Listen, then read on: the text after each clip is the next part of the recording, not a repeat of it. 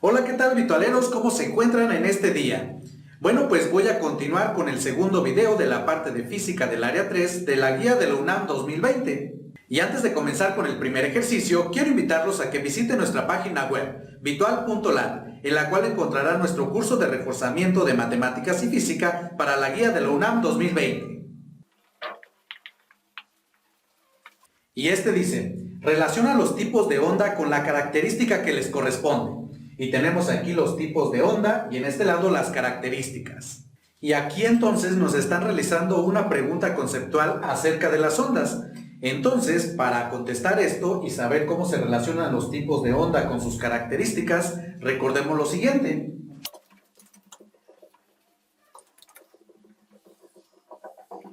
Las ondas se clasifican como mecánicas y electromagnéticas. Y la diferencia entre estas dos es que las ondas mecánicas necesitan de un medio para transmitirse o propagarse.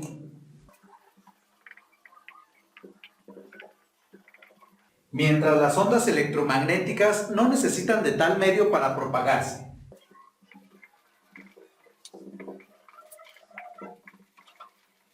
Bueno, y estas son las diferencias entre estos dos tipos de onda, pero las ondas mecánicas pueden ser ondas longitudinales o transversales. Bien, y en las ondas longitudinales el desplazamiento del medio es paralelo a la propagación de la onda, por ejemplo, las ondas en un resorte o las ondas sonoras. Entonces, tomando de ejemplo el resorte, tenemos lo siguiente. Bueno, pues aquí tenemos nuestro resorte o también llamado muelle. Hacemos vibrar este muelle de esta manera y entonces vamos a tener la velocidad de propagación, por ejemplo, hacia esta dirección. Pero también el desplazamiento es en esa misma dirección. Y a esto es lo que nos referimos con ondas longitudinales. Por otro lado, en las ondas transversales, el desplazamiento del medio es perpendicular a la dirección de propagación de la onda, como por ejemplo una ola en un estanque o una onda en una cuerda. Es decir, tomando de ejemplo la cuerda que vibra,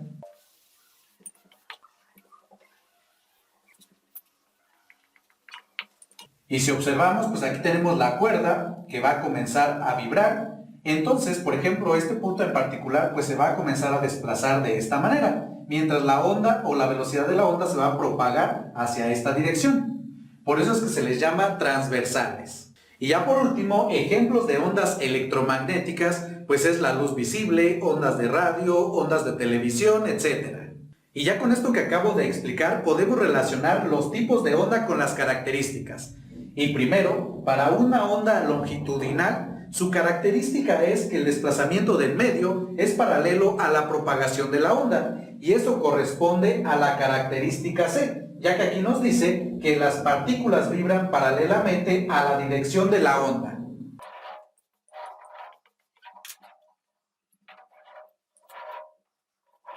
Después tenemos una onda transversal y la característica de esta onda es que el desplazamiento del medio es perpendicular a la dirección de propagación.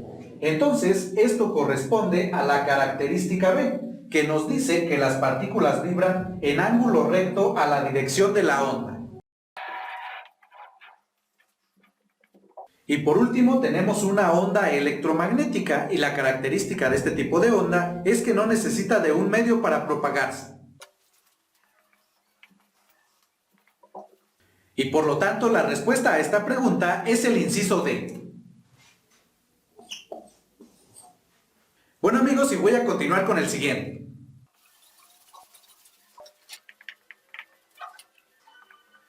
Y este dice, determina la resistencia total del circuito que se presenta en esta imagen. Bueno, y para determinar esta resistencia total que nos están pidiendo, primero debemos de recordar cómo se calcula la resistencia total de resistencias conectadas en serie y en paralelo. Entonces, si tenemos conexiones en serie, como en este diagrama, aquí lo que nos indica es que tenemos aquí el extremo de un alambre, este alambre continúa y aquí agregamos una resistencia. Si observamos, sigue continuando este mismo alambre y después agregamos esta otra resistencia. y así continúa este alambre. Y si aquí seguimos agregando más resistencias, entonces la resistencia total se calcula de esta manera. Nos dice que esto es igual a la suma de todas las resistencias conectadas en serie. Pero si nuestra conexión es en paralelo, como muestra este diagrama, entonces 1 entre la resistencia total o equivalente, pues va a ser igual a la suma de los recíprocos de cada una de las resistencias que están conectadas en paralelo. Y si observan aquí en el diagrama, para darnos cuenta si las resistencias están conectadas en paralelo, fíjense qué es lo que tenemos que hacer. Aquí tenemos el extremo del alambre. Este continúa de este lado, pero justamente en este punto, aquí hay una ramificación o se divide en estos dos alambres y en cada uno de estos pues se conecta una resistencia. Entonces, pues estas dos, en este caso decimos que están conectadas en paralelo y pues aquí se ve en el diagrama la diferencia con una conexión en serie. Y de esta manera debemos de analizar un circuito para saber cuál de estas expresiones podemos utilizar para determinar la resistencia total. Y con esto entonces voy a comenzar a analizar el circuito que nos dan. Aquí tenemos la batería y en un extremo de esta se conecta esta parte del alambre. Entonces comenzamos aquí, aparece esta resistencia, continúa el alambre y después en este punto, este alambre se divide en estos dos, uno que va hacia este lado y otro que va hacia este otro lado. Entonces en cada uno de estos extremos de este alambre que se han dividido, pues tenemos estas dos resistencias. Por lo tanto, estas dos resistencias que tenemos aquí, pues van a estar conectadas en paralelo, ya que cumplen esto que tenemos en este lado. Entonces estas dos las podemos reducir a una resistencia equivalente, pero que va a tener una resistencia dada por esta expresión. Entonces, ¿qué es lo que vamos a tener aquí? Bueno, para llevar un orden y saber a cuál me estoy refiriendo respecto a las resistencias, pues las voy a enumerar. Por ejemplo, a esta le voy a llamar resistencia número 1, a esta resistencia número 2 y a esta resistencia número 3. Y ahora sí voy a reducir estas dos resistencias a una equivalente utilizando esta expresión. Entonces, en el lado izquierdo de esta igualdad voy a escribir 1 entre la resistencia, pero ¿cuál es resistencia? Pues va a ser la equivalente entre estas dos. Y le voy a escribir la resistencia equivalente 2, 3, ya que me estoy refiriendo a estas dos. Y esto, pues debe de ser igual a 1 entre esta resistencia, que es resistencia 2, más 1 entre esta otra resistencia, que le voy a llamar, o que le llame más bien, resistencia 3. Y esto de enumerar las resistencias lo hice únicamente para no confundirnos con respecto a cuál nos estamos refiriendo.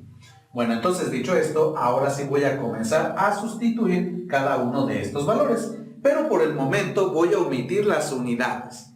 Entonces tenemos 1 entre la resistencia 2, 3, pues es igual a 1 entre la resistencia 2, que es de 4 ohms, pero como ya comenté voy a omitir las unidades, entonces tenemos 4 más 1 entre la resistencia 3, que es de 6 ohms. Entonces únicamente escribo el número 6. Bueno, voy a realizar la suma de estas fracciones en el lado derecho y me queda que esto es igual a lo siguiente. Esta la voy a realizar buscando el mínimo común múltiplo entre los denominadores. El mínimo común múltiplo de 4 y 6 es 12. Después divido 12 entre 4 es igual a 3 y este resultado lo multiplico por el numerador y 3 por 1 pues es igual a 3 más 12 entre el otro denominador, 12 entre 6 es igual a 2 y este resultado lo multiplico por el numerador de esta fracción y tenemos 2 por 1 pues es igual a 2 y 3 más 2 pues es igual a 5. Eso significa que tenemos 1 entre la resistencia 2, 3 igual a 5 doceavos. Y aquí, como me interesa esta resistencia equivalente, pues me voy a tomar los recíprocos. Entonces en el lado izquierdo me queda la resistencia 2, 3 entre 1. Pero esta cantidad entre 1 pues nos sigue dando la misma cantidad. Y en el lado derecho tenemos 12 quintos. Bueno, pues ya nada más queda realizar esta división. Y 12 entre 5 es igual a 2.4. Por lo tanto, eso significa que la resistencia equivalente entre estas dos resistencias es de 2.4 ohms. Y aquí debemos de tener mucho cuidado, pues esta resistencia equivalente que hemos obtenido es únicamente la equivalente entre estas dos. Y aquí en el ejercicio nos están pidiendo la resistencia total o equivalente de todo el circuito. Sin embargo, con esto que acabo de realizar ya lo he reducido. Es decir, este circuito que tenía originalmente se reduce a lo siguiente. Y de aquí pues ya podemos ahora sí obtener la resistencia total de todo nuestro circuito. Para eso pues vamos a observar lo que aquí nos quedó. De nuevo vamos analizando en este extremo, por ejemplo, del alambre. Este continúa y aquí nos encontramos con esta resistencia. Pero aquí el alambre continúa y ahora tenemos esta otra resistencia que es la equivalente entre estas dos que teníamos en este lado. Ya no hay divisiones del alambre, este sigue continuando hasta llegar a este otro extremo de la batería. Entonces, pues esto significa, de acuerdo a los diagramas que tengo de este lado, que estas dos resistencias se encuentran conectadas en serie. Y por lo tanto, de acuerdo a lo que tenemos en este lado, la resistencia total, ahora sí, de todo el circuito, pues va a ser igual a la suma de las resistencias en serie. Entonces tenemos que esta resistencia total pues va a ser igual a la resistencia 1 más la resistencia 2, 3. Sustituyendo entonces tenemos que esta resistencia total pues va a ser igual a 2 ohms más 2.4 ohms. Y al realizar esta operación obtenemos que la resistencia total es igual a 4.4 ohms. Y por lo tanto, esta es la respuesta a este ejercicio. Y si comparan con las respuestas que vienen ahí en su guía, corresponde al inciso B. Bueno, pues voy a continuar con el siguiente ejercicio. Bueno, vitoleros, y antes de continuar con el siguiente ejercicio, los quiero invitar a ustedes que van a ingresar a la universidad a que se suscriban a nuestro canal Virtual Universitario, en el cual encontrarán temas de matemáticas y física de los primeros semestres de universidad. Estoy seguro que cuando ingresen en sus primeros semestres les va a servir bastante. Bueno, y aquí nos hacen una pregunta conceptual, que por qué la presión atmosférica en la cima del Everest disminuye comparada con la del nivel del mar. Bueno, pues para explicar esto, primero voy a hacer el siguiente diagrama.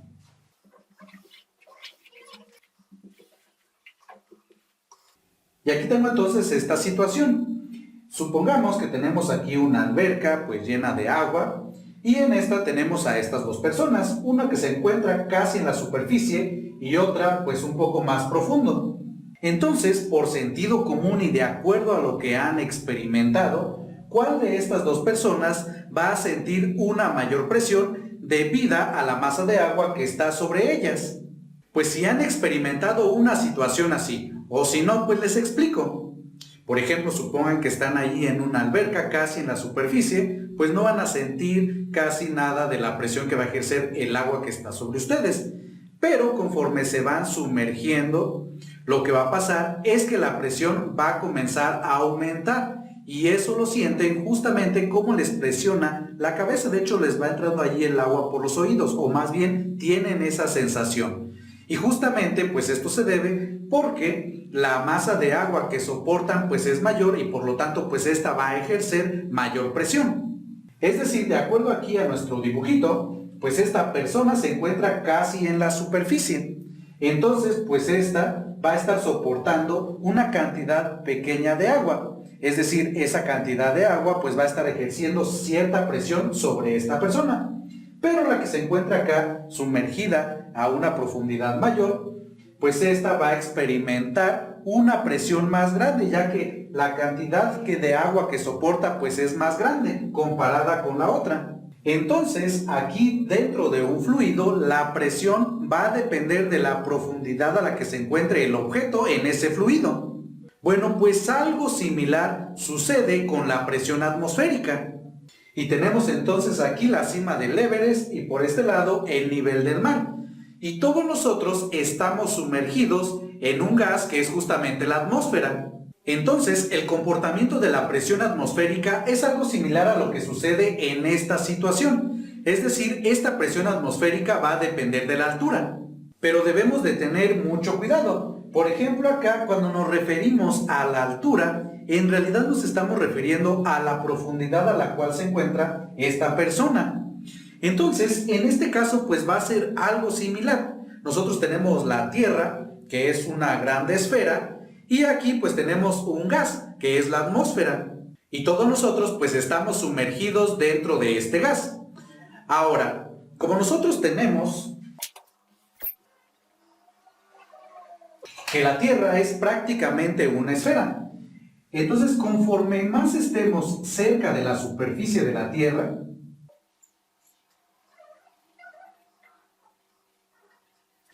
va a ser menor la cantidad de gas que uno va a soportar. Entonces, conforme se va acercando al nivel del mar, la cantidad de gas que uno va a soportar pues va a ser más grande. Por lo tanto, algo análogo a lo que teníamos en esta situación, cuando estamos casi al nivel del mar, pues la presión va a ser más grande comparada con la presión que se siente, por ejemplo, aquí en la cima de la montaña. Por lo tanto, de acuerdo a esto, si observamos las respuestas que vienen allí en su guía, la respuesta es el inciso B, ya que aquí nos dicen que la altura de la capa de aire que soporta la cima es menor, que justamente corresponde a lo que les acabo de platicar. Bueno amigos, y voy a continuar con el siguiente ejercicio.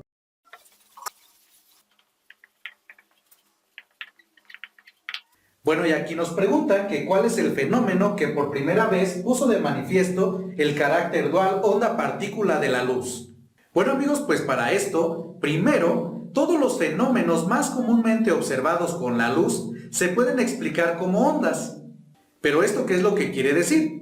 Que todos los fenómenos que se habían observado con la luz, pues se pueden explicar si la interpretación de esta es como onda. Pero el efecto fotoeléctrico no se podía explicar de esta manera, es decir, dando una interpretación de la luz como onda. Pero justamente para dar una explicación a este fenómeno, este sugiere una naturaleza corpuscular de la luz. ¿Y esto qué es lo que quiere decir? Pues que la luz también se puede comportar como partícula. Entonces es el efecto fotoeléctrico el que puso de manifiesto por primera vez el carácter dual onda-partícula de la luz. Bien, vitoleros, si ustedes quieren conocer más acerca del efecto fotoeléctrico, más a detalle y todas las características, esto lo pueden buscar en cualquier texto de física moderna o también en internet. Van a encontrar mucha información y pues ahí pueden leer un poco más acerca de este efecto fotoeléctrico. Y por lo tanto, para esta pregunta, la respuesta es el inciso A. Bueno, pues voy a continuar con el siguiente ejercicio.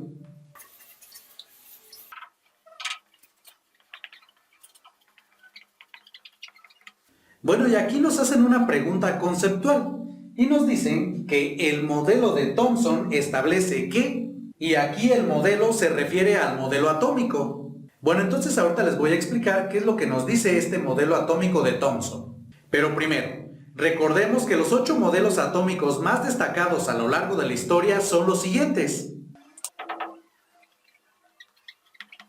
Bueno, y aquí los tenemos. El modelo atómico de Demócrito en el año 450 a.C., el de Dalton entre 1803 y 1807, el de Lewis entre 1902 y 1919, el de Thomson en 1906, el de Rutherford en 1911, el de Bohr en 1913, el de Sommerfeld en 1916 y el de Schrödinger en 1926. Bueno, y como aquí nos están preguntando acerca del modelo de Thomson, pues es el que voy a explicar. Bien, y pues este modelo es el que se conoce como modelo de pudín de pasas, y esto por lo siguiente. Bien, y en este modelo el átomo se considera como una esfera con carga positiva, y en él tenemos incrustados a los electrones de manera uniforme, justamente como las pasas en un pudín. Por eso es que a este modelo también se le conoce de esta manera. Bueno, y si comparamos esto que acabo de comentar con las opciones ahí de su guía, pues esto corresponde al inciso A. Pues aquí nos dicen que los electrones son partículas con carga negativa distribuidas de manera uniforme dentro de un medio homogéneo con carga positiva, pues este medio homogéneo con carga positiva es lo que acá les indiqué como esta esfera, haciendo que el átomo sea eléctricamente neutro.